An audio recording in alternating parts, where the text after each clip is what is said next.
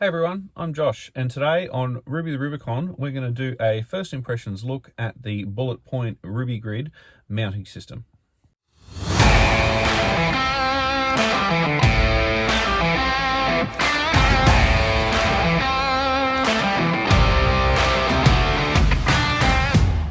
Hey everyone, Josh here with Rubi the Rubicon. Today we're going to have a first impressions look at the Bulletpoint Rubigrid mounting system. Now this is a mounting system that's designed to be a factory fit into a JT, Jeep Wrangler or Gladiator, and it really does fit quite nicely. Now before we get into look at it, I'll talk about why we went with this particular system.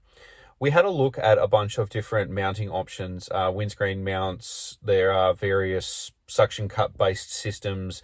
There are systems that mount in with a full bar that goes the full width across the dash. That's a neat mounting solution if your primary goal is getting stuff mounted and you're not too concerned about the aesthetics, but we felt it was a little bit too intrusive. While we were watching some of our friends' videos, we saw that they had installed a Bulletpoint Rubigrid system, and we really liked what we saw. We really liked how it installed, the fitment, the range of accessories and options that are available for it, and most of all, it's fairly reversible. Like, it's reversible. If you want to remove it, you can remove it, and you'd never know that it was installed. One of the key criteria was also being able to mount my Garmin inReach Mini on the dash, and they even have an adapter for that. So that was really good to be able to see that they had options for all of that. So I jumped on the Bulletpoint website and threw a bunch of things in the cart. I specifically wanted the dual phone holder and the bits and pieces that would allow me to mount my Garmin inReach Mini on the dash, and we ran into the first problem. Unfortunately, being here in Australia, we don't quite have as many options as as people do over in the States, and they don't ship to Australia.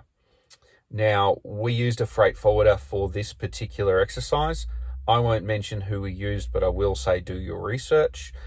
We had some issues with our freight forwarder, so much so that I had almost given up on the items arriving. Fortunately, though, they did get here. They arrived today. I have installed it, and this is what we're looking at. This is the install in our Gladiator. As you can see, it just sits up in this little pocket up here. All we ever really used this pocket for in the past was just to put like sunnies, and my inReach would roll around in there, and I'd occasionally put spare camera batteries. So we haven't really lost anything by putting this here. We went for the dual phone mount option so that T can put her phone in and have that sitting up there while we're traveling, if she would like. We may nix the second arm for something else at a later date. Who knows, I might put an iPad holder up there for some extra navigation, but for now this will do. We also got the adapters for the inReach. Now, for the inReach, Bulletpoint actually recommend using a ball-to-ball joiner, so using a short straight arm and then using a ball-to-ball joiner, which is a 20 to 17 mil ball. You do need to get the spine mount and the spine mount brackets and the suction cup bracket, but discard the suction cup from Garmin in order to make this work. But they actually have a 20 mil socket to 17 mil ball, so you can mount it straight onto the mounting arm here. Now, I did go with the 2-hole mounting plate here, not the 4, because the inReach weighs nothing and it is rock solid. That is not going anywhere. As I said, to install this, you just pull this out and bolt the base plate in, and then the bracket goes in on top. Obviously, it requires mounting everything to this bracket first. Now, the first thing I will say is that these arms that come with the dual phone mount holder are the 7cm arms. And I would have actually liked to have spaced these across a little bit. As it is, I've mounted the main brackets in as close to the center as I can, so that I can try and get this as far back towards the dashboard as possible. And even still, it's sitting out a little bit further than I'd like. That should give you an idea. I feel like if this came standard with the 4cm arms, we could move this mounting plate across a little bit, and I could use the shorter mount arm, and then the phone would sit in a little tighter to the dash. Now I'm going to pop my phone in the holder, I'm going to grab my iPad, and I'm going to show you how my phone sits, because I've got an iPhone 13 mini, which is an older phone, and there are some interesting things. I may actually have to make a small modification to make this work. All right, so we switched to the iPad for filming now. So the phone goes in and out of the mount quite easily, and this may be an issue. The bracket on the iPhone 13 mini is very close. So this doesn't appear to be going anywhere, but on bumpy roads it may move around a little bit. What I may have to do is put some packing in on the side to make that fit. So it holds it, don't get me wrong, it holds my phone, but I'm just worried about it. You can see there, I pulled down gently. The phone does have the ability to sort of move around a little bit. Now, from the angle that I'm filming, it does look a little bit like these devices are going to be in my way. When I bring the iPad up to my eye level, which is about there, you can see that with this mount and with the arms positioned where they are, both of the devices are tucked in behind the shadow of the bonnet. And so they're not going to provide an obstruction to my field of view.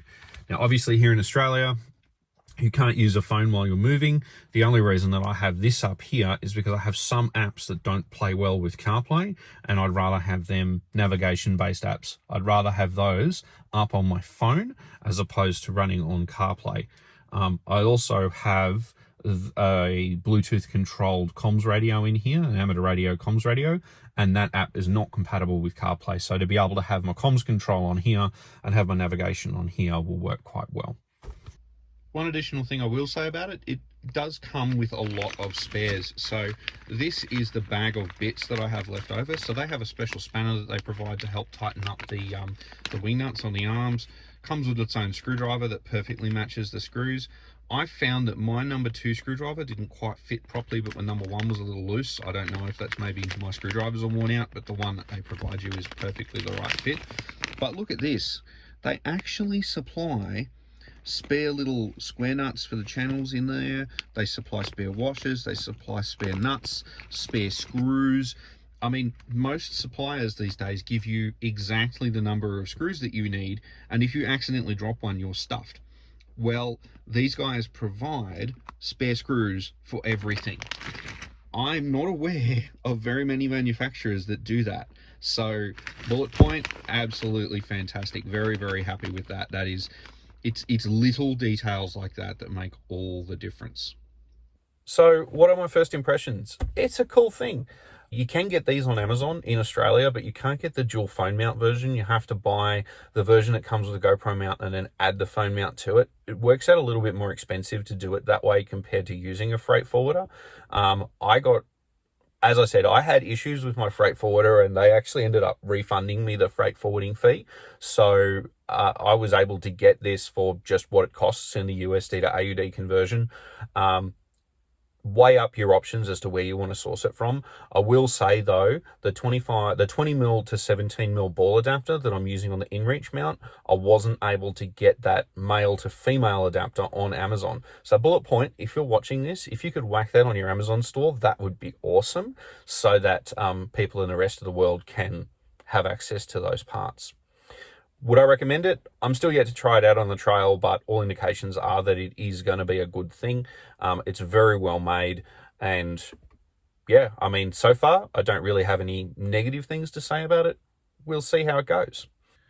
As always, please do like, subscribe, share these videos. It really does help us out. We're sitting somewhere around 350 subscribers at the moment. If we could get to 500 in the next month or two, that would be awesome. We are planning on doing some cool things once we hit 500 subscribers. It unlocks a few things for us. So if you could do that, and that would really, really help us out. If you have any questions, please don't hesitate to leave a comment below. This has been Josh with For Rubi The Rubicon. I hope you've enjoyed this first impression look at the Bulletpoint Rubigrid mounting system. I'm sure we'll do a follow-up video once we've had a decent chance to try it out on the trail. Thanks for watching. Cheers.